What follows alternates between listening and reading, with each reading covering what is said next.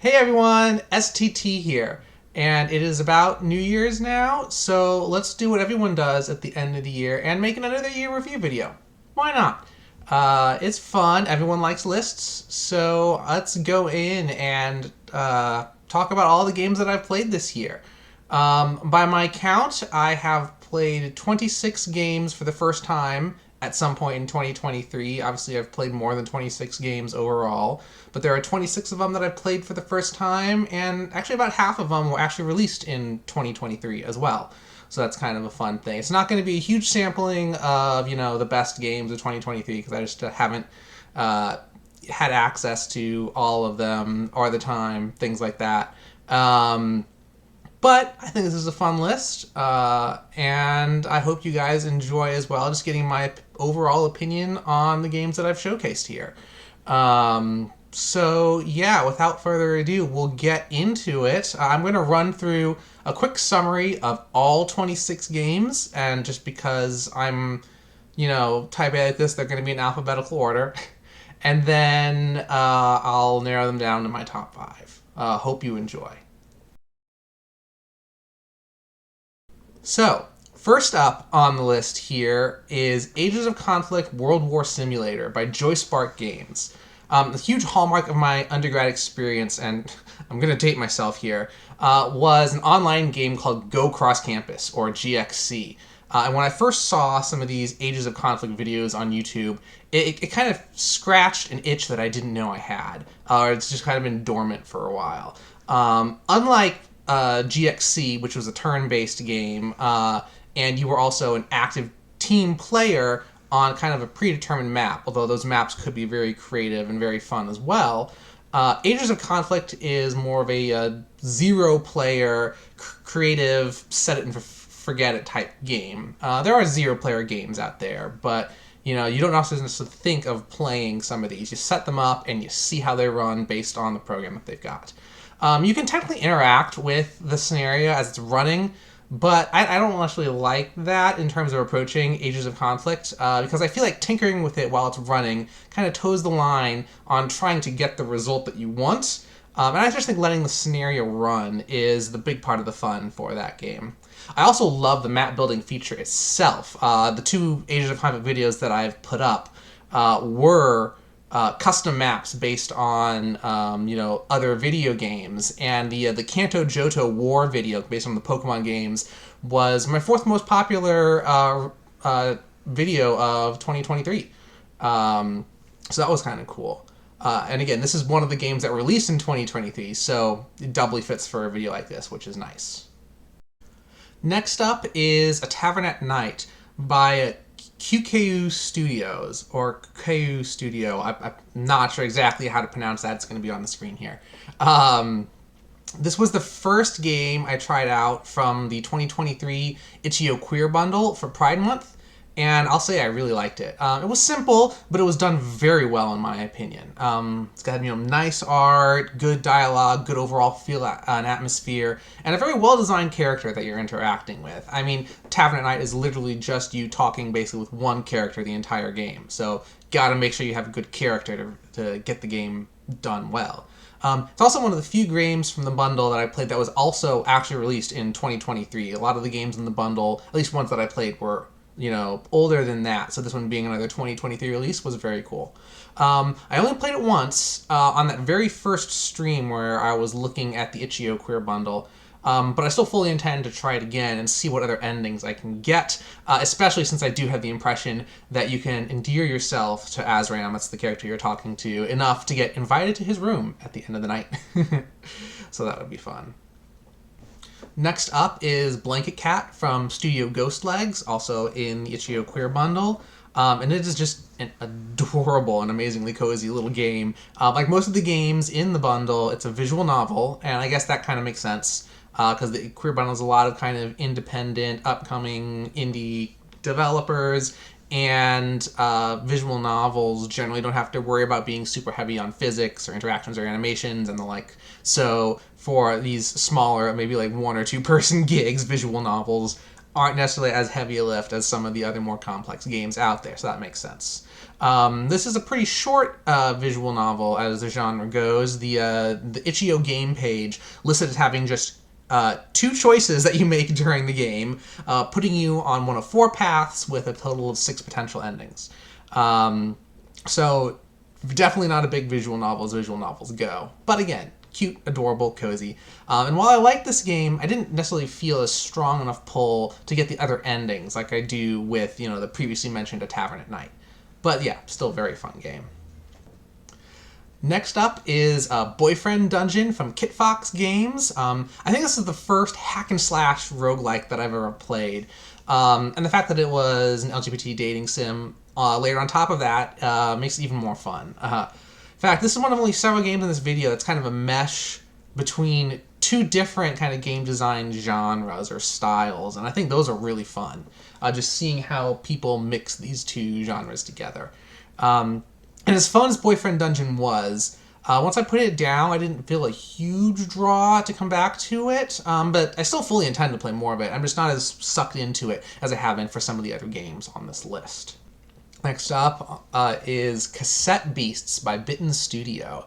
And I could probably make a full video on this game if I wanted to.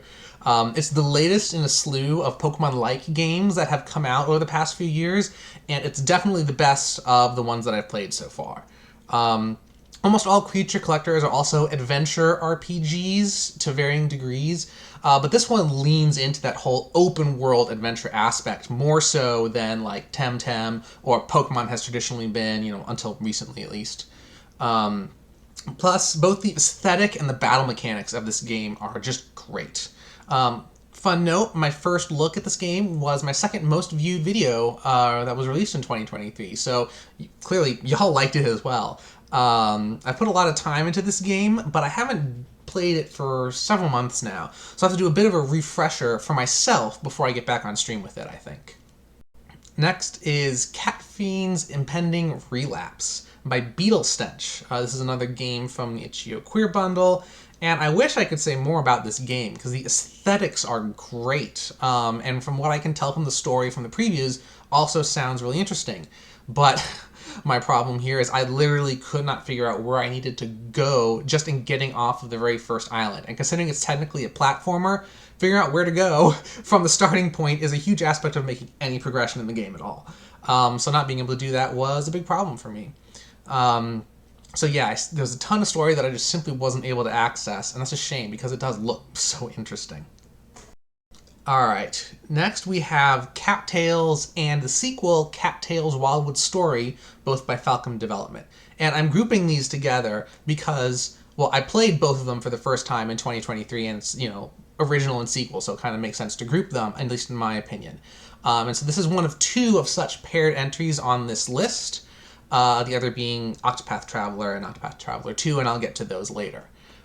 Just looking at my channel, you can probably fairly easily tell I've put a lot of time into the Cattails games, and I don't know, I just think they're fun.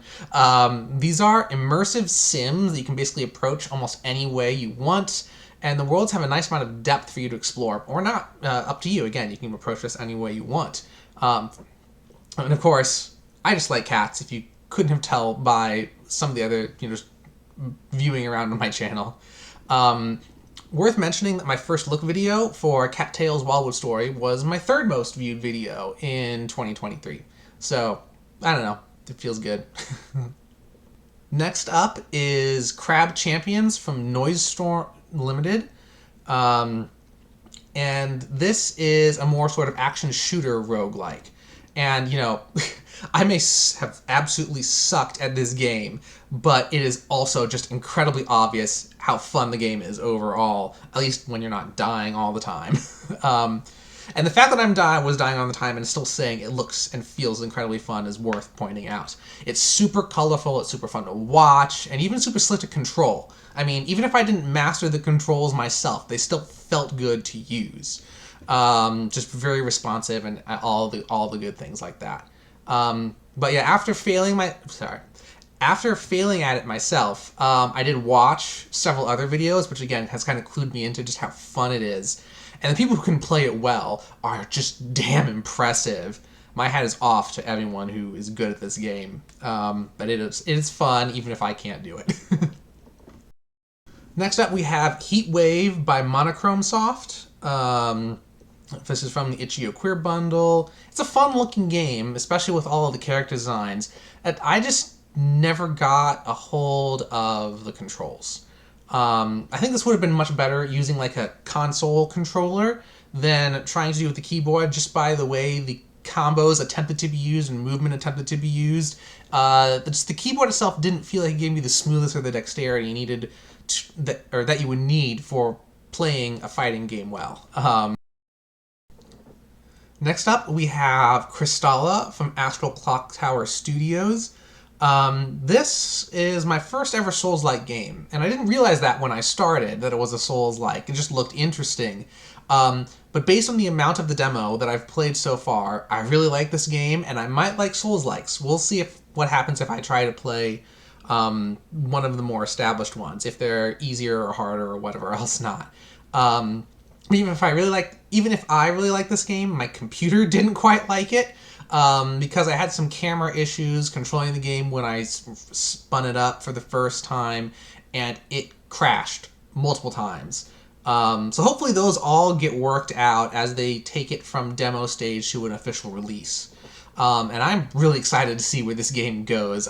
Again, it might get lost in the sea of other Souls-likes out there, but I've enjoyed it, and of course, it's cats. So, that's, I enjoyed it. Next up is Lookouts by ParanoidHawk. This review is going to be a bit odd because while I remember really liking the game itself, I also don't remember much about playing it, which is interesting. I just have that sort of feeling without any real solid memory. It's another visual novel, like most of the games I picked up from the Itch.io Queer Bundle, and it's got absolutely amazing art by Cold Doggo and music by Fate Gamer Conics. And I know I paused playing it right before beginning like a game within a game, because we were about to start like a card game with some of the other characters.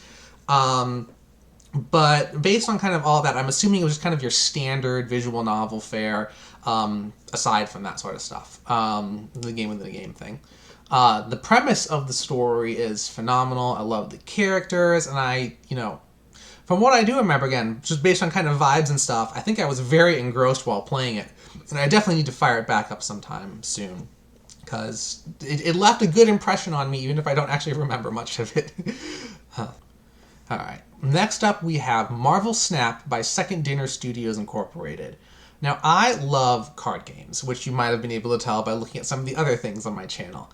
But card games, paper or digital, all good, and unsurprisingly, I really enjoyed Marvel Snap.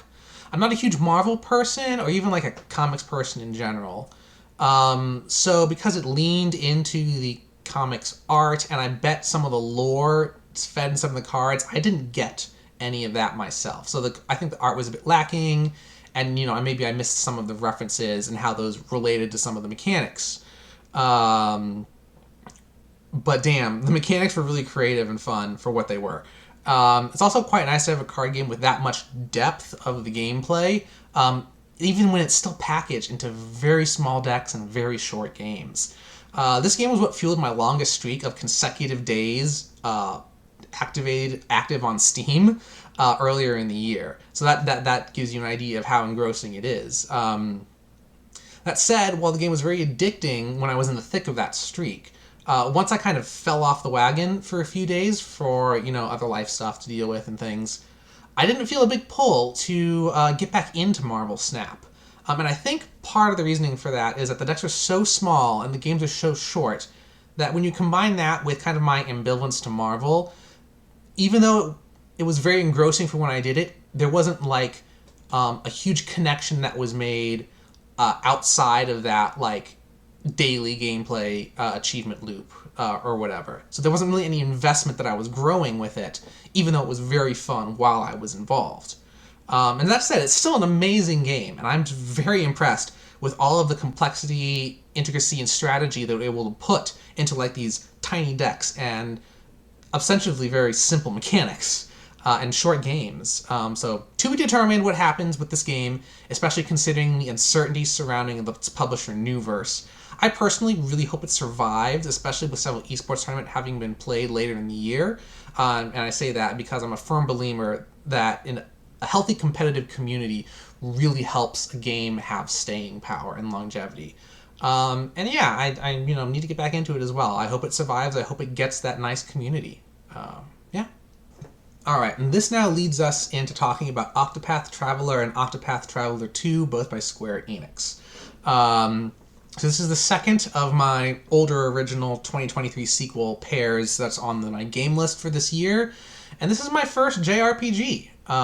If you're not gonna, count the Pokemon stuff, this is one of those more traditional JRPGs, like Final Fantasy and whatever else not. And I think it's a very good one. I definitely had a good time playing through the original on my streams. I very much enjoyed the combat. The overall high fantasy setting was great, and the 2.5 dimension art style was just incredible, and it fit the setting really well. Like, the developers just knocked it out of the park with how everything meshed together. I will say though that once I got 6 or more characters in, the gameplay loop started feeling really repetitive and predictable, and I think that's a criticism that other people have raised for the game. Now, I've only played half an hour of the sequel when it was still in this demo form, so I haven't actually downloaded and played the full game yet. And when I did that, I picked the character with the animal companions because, of course I did. The problem was, her style of combat was so different from the combat in the original game that I wasn't able to really connect with Octopath Traveler 2 as I had been connecting with the original. And if I recall, her backstory was maybe one of the only ones of the 8 characters from the sequel that wasn't, really tragic. And I don't like having that, where this whole game was kind of like a downer right off the bat. So all those things combined mean my first impression of the sequel was not good. And that's maybe my bad, because I know most of the discussion about the game, once it was released in full and everyone's had a chance to really play it, was that it keeps the best of the original and improves on almost all of the things the original didn't do well, like maybe that repetitive gameplay loop that I mentioned earlier. So this is just kind of, I missed the boat. And it's something I may have to fix later in 2024. I trust everyone saying that the sequel is great, and it's on me to actually give it a second chance here. Next up is Our Fantastic Wonderland by Carrot. This game was certainly interesting and quirky in the fun, kind of irreverent way. But I do recall that once I got to the end of the story, it felt like it took the agency away from me for a little bit, and as a player, I didn't enjoy that. It also kind of broke the immersion for me, because even though they kind of had some of the meta narrative early in the game, not only did they kind of try to jump back, but they went and jumped past it to the fact that this game is apparently part of a larger sort of game universe of some sort. And I didn't have any reference to anything outside of what this game particularly was. So because I didn't have that reference, the ending didn't do anything for me, and so the immersion break was not great. I know there are 3 endings for the game. I'm not sure if I'm going to try for the other 2. But I will say the game was very well made, and the dialogue and the story within the main line of that game was very good, though. So yeah. Well made, well written, aside from kind of the immersion break near the end and the agency being taken away. So, fun game. Alright, next up is Pebble Witch by Fuzzy Ghost. This is a cozy little game that the itch.io page describes as a RPG-ish, walking simulator-ish. And I think that fits the game pretty well. It's a neat little package with an interesting mix of visuals for the overworld versus the story itself, so you've kind of got 1 and 2 going on here. And it's an absolutely great option if you just want a little bit of zen for half an hour or so, because that's all it takes. It's really laid back. It's nice. I think it took me a bit to get started with the game, just starting it up, actually figuring out what your controls were and what you needed to do to actually kind of start the story. Took a little bit. But that was not a huge barrier at all. That's the only minor critique I can think of right now. It is not much else to say aside from you should play it. It's a nice little game. All right, next up we have Pony Island by Daniel Mullins Games. And if that name sounds familiar, it's because this is the same guy who did the recent hit Inscription, which is another card game. As I mentioned, I like card games. And the game Inscription itself, I'm not a huge fan of, but the card game at the center of Inscription is amazing. Anyway, same guy made Pony Island, and this game feels like a cult classic game to me. In fact, I'd actually heard of it from a friend several years ago. And so when I went to buy Inscription and saw it was kind of bunched with Pony Island and I think another game called Hex, I was like, all right, let's jump on this. And just based on what you know of, these games, you know the vibe of this is going to be wild, and it absolutely is. It's a simple game, yet very engaging, and it definitely kind of revels in the fact that it's kind of breaking the mold and breaking the fourth wall. It's fun. It's fun. Another game you should definitely play if you haven't already. It's been out for a while. Yeah. Next we have Someone Stole My Lunch by Studio Clump, another one of the Itch.io bundle games that I got. This is a short and very humorous visual novel about a home cook and the mystery co-worker who's sneakily taking all their food.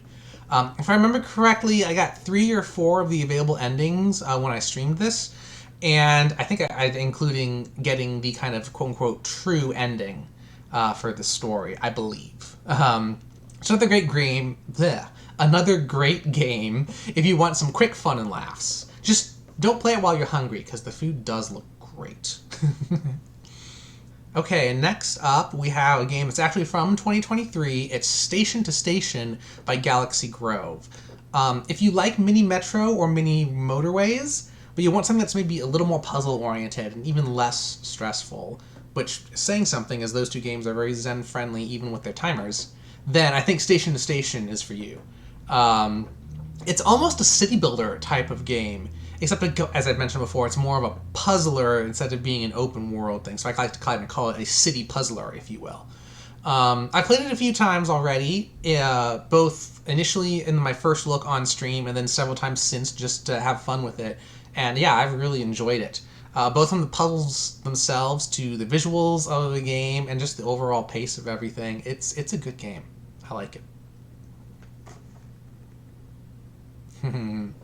All right, next up we have Storyteller by Daniel Benmergui.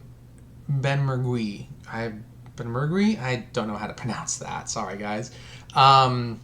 This game certainly had some hype ahead of it when it was released, and it's a nice little puzzle game. It is surprisingly innovative and also just very cute. It doesn't give you quite the creative freedom that I was expecting based on kind of what I knew about it going into it. It's like, you create your story by putting all the different pieces into the slots to try to solve the puzzles. And I guess just trying to solve those puzzles is what limited some of the creative freedom. Also, because they just didn't have a ton of them. Like, I wish it had more levels, especially since each puzzle really isn't super replayable. But all that said, it is such a good game overall. I mean, it deserved the hype it got ahead of time. And I think I played it right when the hype was big, as this was literally my most popular first look video of the year. So that's nice. And very reflective of the game itself. I think everyone should do one little playthrough of Storyteller. Alright, next up is one of only 2 games on this list that I didn't get through Steam or through Itch.io. And you've probably heard of this game before. It's called Tears of the Kingdom by Nintendo Entertainment Production and Development. And so yeah, this is a Switch game as opposed to being a PC game. As I said, it's one of only 2 games on this list that wasn't on Steam or Itch.io. And there are so many channels that can talk about this game way better than I have and have already done so. So go watch some of their videos instead if you want to know more about Tears of the Kingdom. My TLDR for Tears of the Kingdom is that I think there are a few small things that Breath of the Wild did better than Tears of the Kingdom. Tears of the Kingdom also fixed some of Breath of the Wild's problems, and it just feels like so much more of a game it more than delivers on the promise of trying to follow up from one of the best games of all time. And I do feel a little bad. This was literally the only Switch game or console game at all that I played new this year. I need to get back into my Switch more. It's just a heck of a lot more accessible buying PC games than console games, and that's just something I'm, have to maybe budget for a little bit going into 2024. But yeah, Tears of the Kingdom is amazing. Like, there's no other way to say it. It deserves all the praise it's gotten. Alright, I'm pulling up the Steam page here to make sure I get the title of this next game correct. It's, yeah, you want those games, right? So here you go. Now let's see you clear them. Yes, that is the full title of the game. It is by Monkey Craft Co. Limited. And if you're wondering kind of the cheeky, all caps, incredibly long title, it makes sense based on what they were doing. Because, whoever thought to take all of those BS mobile game ads and make a truthful and reliable game out of them was a genius. I mean, this is so fun. My only critique with this game is that they didn't go far enough. There are several really common BS mobile ad games that they haven't covered in this one. And of the games that they did cover, my two favorite of them, which are the kind of the liquid pour game with the vials and colored liquids and stuff, and the game where you're emptying the car parking lot, those two games have the fewest levels available in this selection.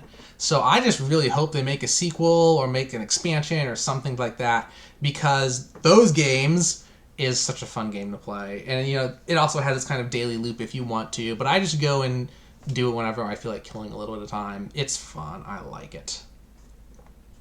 Next up, one of the very recent games that I've played is Tomb of Anubios, by Matthew Frank and Gerardo Ternero. Did I say that? No, Gerardo Ternero. Names, y'all. I'm not good with names. But yes, this was one of my most recent streams. It's a relatively new game. Again, one of the 2023 releases. And this is another one of those games that kind of mashes genres together. Because here they're combining 2D platforming, which I've played before, and tower defense, which I have not. I mentioned it on stream while finishing up that first play session, but I can now really understand what's so engaging about tower defense games for the people who love them. I mean, I get the feeling that this was maybe a little bit lighter on what makes a tower defense game, which kind of makes sense because you're mashing it with another genre. But I nonetheless really enjoyed its kind of intro into the genre. It's a really fun game, and they've made a good vibe out of it as well, this sort of like cyberpunk Egyptian thing going on. But yeah, fun. Alright, we're getting close to the end of the list now. We have Viewfinder from Sad Owl Studios. This is another game that got a lot of press this year, another recent release. And I totally get it. Because like with Storyteller and Tears of the Kingdom, there's something really impressive about what's going on under the hood with this game. Because of the amount of creativity and function within Viewfinder. Because the premise of the game is you can just hold up a picture anywhere and let go, and then that picture becomes reality inside the game. It's officially, it's kind of labeled as like a surreal puzzle platformer. But it also kind of gives me vibes of those old school point-and-click adventure games. Just kind of in vibe only, although they do have little stuff scattered throughout the world as well. And I'll admit, I ultimately didn't pay attention to a lot of the story details scattered throughout the levels. Because for whatever reason, they just didn't really engage me as much. I didn't feel the need to really understand some of the plot that was behind all of the puzzles.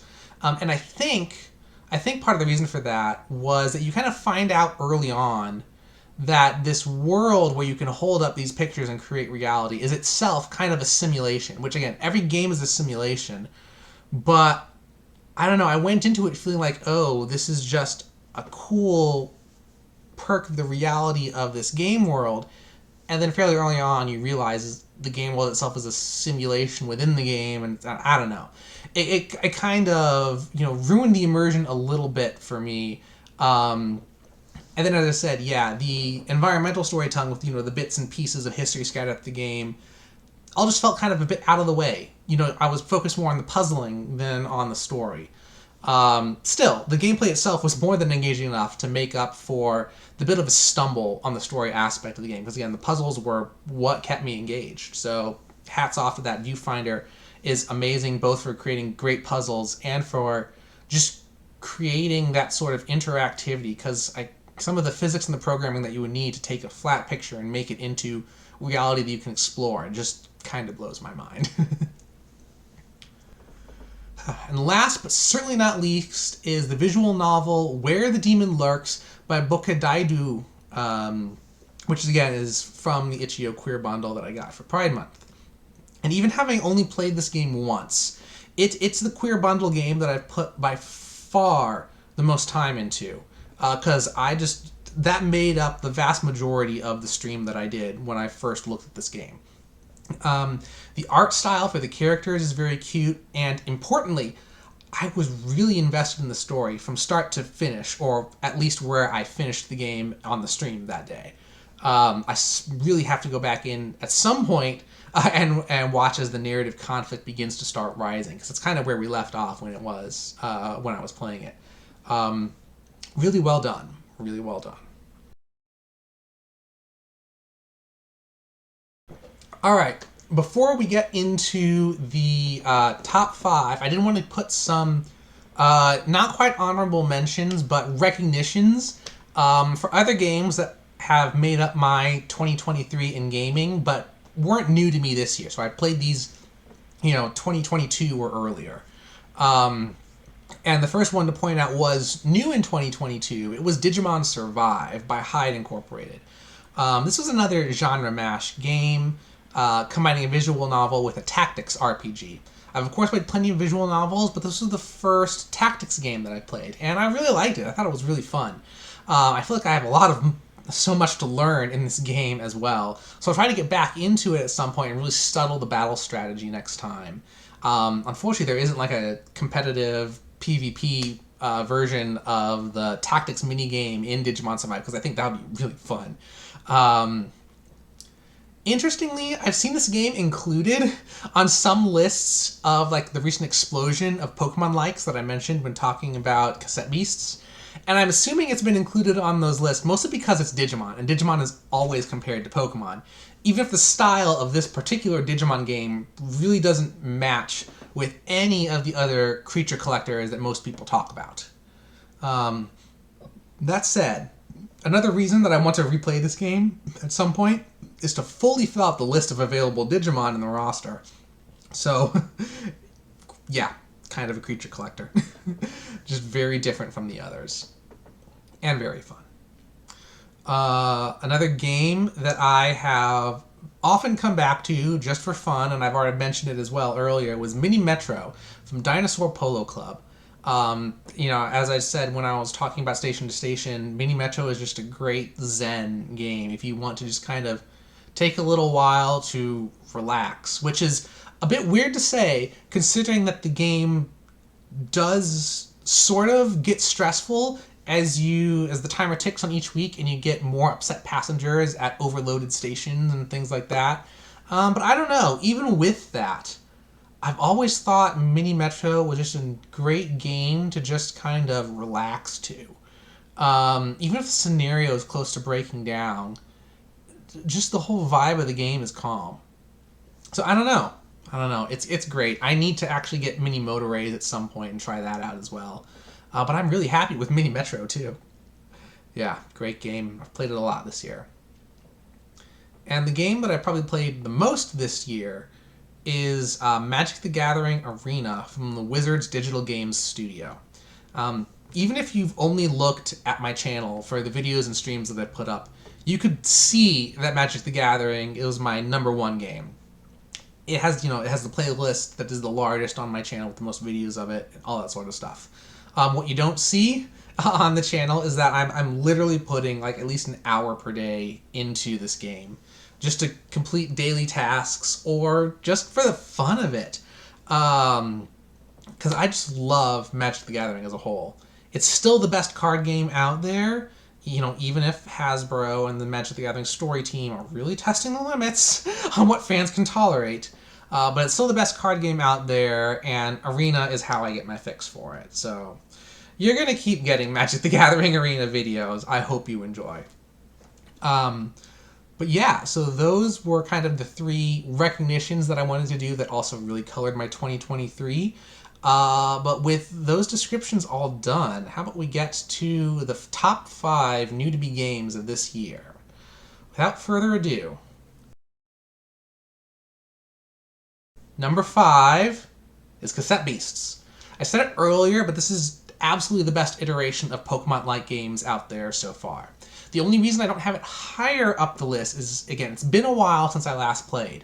And instead of the game fully kind of naturally drawing me back in, it feels like I'm going to have to take a little bit of effort to get back up to speed. It's more like I want to finish the game just to know more about it, as opposed to I'm being fully just organically drawn into it. And so I'm going to have to, put a little effort in, activation energy to get back into it.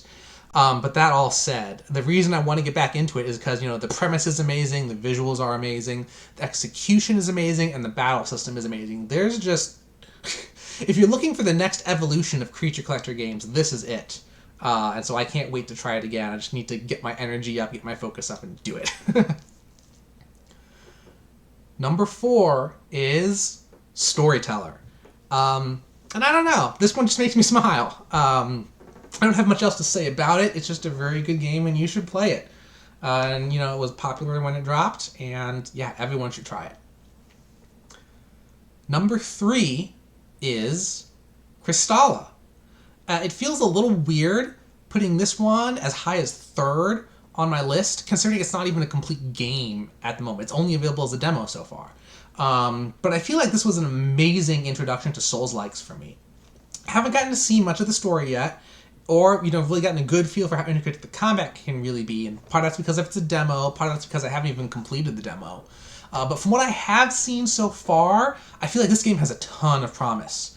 And, again, what's available is already great. And plus, it's cats. And before we get into the top 2, I just wanted to give a quick list of everyone who kind of just missed the cut for the top 5, which... saying just missed the cut's a little weird because there's actually a lot of them here. Because I've played a lot of fun games this year, and I feel like I kind of have to explain why they didn't make it into the top 5. So here we go, quick hits. Ages of Conflict. Great game. I loved it. I love the creativity. But the fact that this is a 0-player game, I really can't rate it super high. Crab Champions. Looks really fun, whether just looking at the visuals or looking at other people play it. I just can't play it myself. Lookouts. I don't really know exactly what extra to say about this. I really like the game. I just didn't really quite like it as much as any of the other games I put on the top 5. So nothing really wrong with it, just nothing really pushing it over the top either. Marvel Snap. Again, great card game. I loved it. But it, as I mentioned before, it kind of suffered from once I fell off the horse, I didn't have the huge investment to get back into it. So that's why it's not in the top 5. Octopath Traveler and Octopath Traveler 2. Not in the top 5 because, as I mentioned before, although I loved the original, it did start feeling repetitive. So that was the shortcoming there, and I haven't given enough chance for the sequel to grab my attention. Station to Station is it's very fun puzzle game and very zen. It just kind of doesn't have anything that puts it over the top again to put into the top 5. And the last honorable mention is Viewfinder. Great game, just with the mechanics and the creativity of it, but as I mentioned before, I feel like it kind of lacked a little bit on the story engagement. And that's it for the honorable mentions. With that, it's time to get into the my top 2 games of 2023. Number 2 is Cattails. Now, I know I said I didn't pick Octopath Traveler because the gameplay loop got too repetitive for me after picking up enough characters. And I can understand if some people might raise a similar criticism about Cattails, because, every day is kind of similar. You go out and explore, you collect things, you bring them back. But I don't know. I never found that to be too repetitive myself. That might be because I had goals all the time that I was consistently working towards with the main quest. And the game also provided enough, engaging enough and varied side quests to work on simultaneously in a way that didn't detract from the main quest. It was all kind of additive, and there was still the variety in there. Plus, some of the side quests had nothing to do with the main quest, but were still significant and fun in their own rights. So yeah, I feel like this is a worthy number 2 out of the new games I've played this year, and I've probably put in a lot of time on this as well to justify that.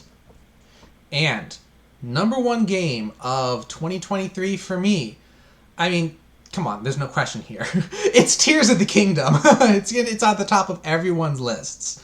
The only reason Tears of the Kingdom wasn't an easy pick for like the overall industry's 2023 Game of the Year was that Larian Studios absolutely knocked it out of the park with Baldur's Gate 3, which is another game I'd like to play at some point. I just haven't downloaded yet.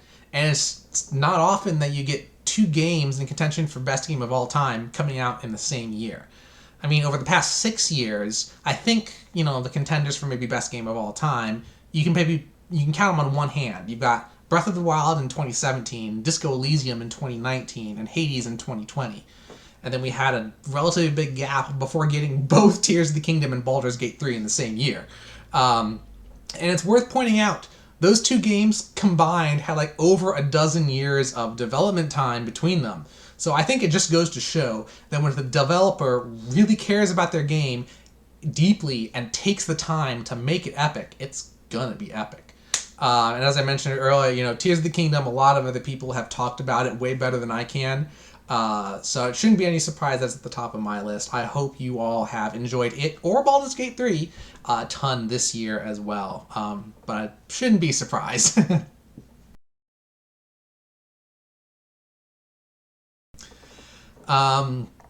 Yeah, so that is my quick summary of all the games I've played as well as my top 5. I do think it's fun that actually of all of my top 5 games, and even all of the games in the top half, like all those honorable mentions I included, all of them were actually 2023 releases. Some of the games overall that I in my larger list of like 26 were older. But like every one in my top 10 or top 12 there was a 2023 game. That wasn't planned. So it just worked out that way. And so I think it's really fun that this kind of 2023 review video works just as well as being new for 2023 as opposed to being new for me for 2023. I do have a substantial backlog of Steam and itch.io games to work on for next year, so I'm quite looking forward to that. And I'll try finding more of those smaller games as well, because I think I like the idea of finding an indie when it's new and trying to showcase it to y'all. Because yeah, I think that just keeps things interesting. So I hope to see you on the streams, and I hope you have a great 2024. Bye.